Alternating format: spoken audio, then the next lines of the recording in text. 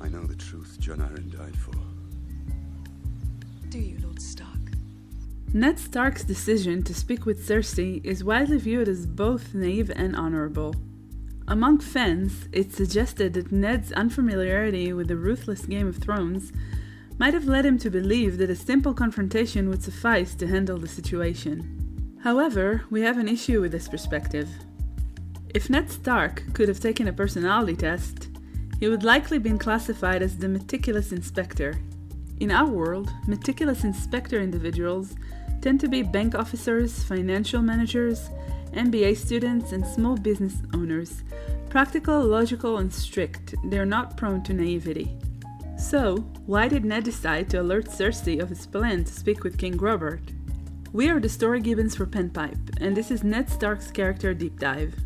While it's undeniable that Ned's noble moment sealed his fate, we don't believe he was naive or that he misjudged the situation. Given their fact-oriented nature, ISTJs are compulsive planners who meticulously prepare before taking actions. What then led Ned to divulge crucial information to one of his greatest rivals? When Varys questioned Ned's motives, Ned replied, The madness of mercy. She might save her children. By this point, Ned understood that his house and the Lannisters were on a collision course. Tyrion's imprisonment by his wife, his judgment of the Mountain, and Jaime's attack on him and his son all led to one end. The things I do for love. Still, Ned refused to endanger more children in the impending bloodshed. Aware of the Lannisters' danger and the inevitable confrontation, Ned was compelled to act with mercy for the sake of the children. But why? Some fans argue that Ned underestimated the gravity of the situation due to overconfidence.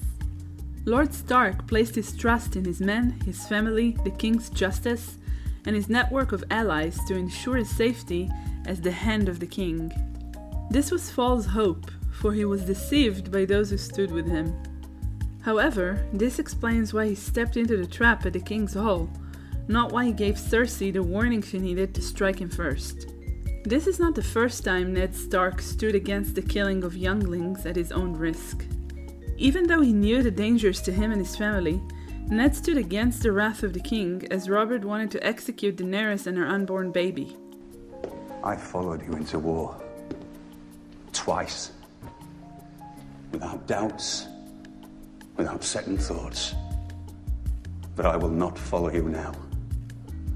Even at the cost of an open confrontation with the king, and at the cost of evacuating all of his household from King's Landing, Ned stood against the shame of killing a young girl and her baby away from the battlefield.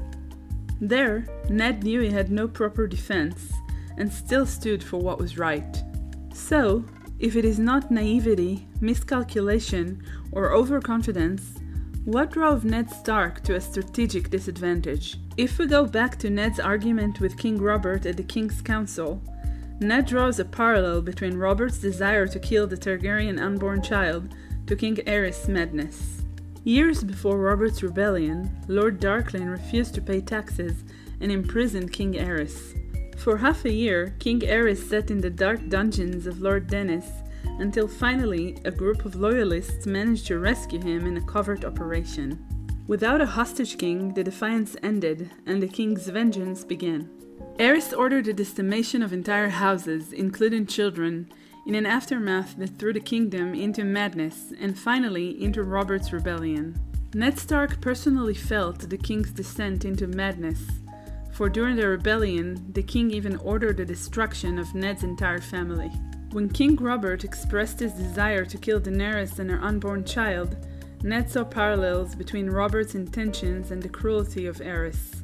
Both kings were willing to order the death of innocent children to eliminate potential threats to their rule or to prevent future challenges to the throne. This comparison troubled Ned, because it suggested that Robert was willing to stoop to the same level of ruthlessness and injustice as the Mad King. So, for Ned, telling Cersei of his plans was not just an act of mercy and honor, but an act of necessity. He concluded that madness overtook Aerys when he crossed the line and was willing to kill innocent children. Therefore, he decided that as Lord he will never take part in such actions ever again. We've actually made a video about another misunderstood character. Make sure to subscribe and check it out before you leave.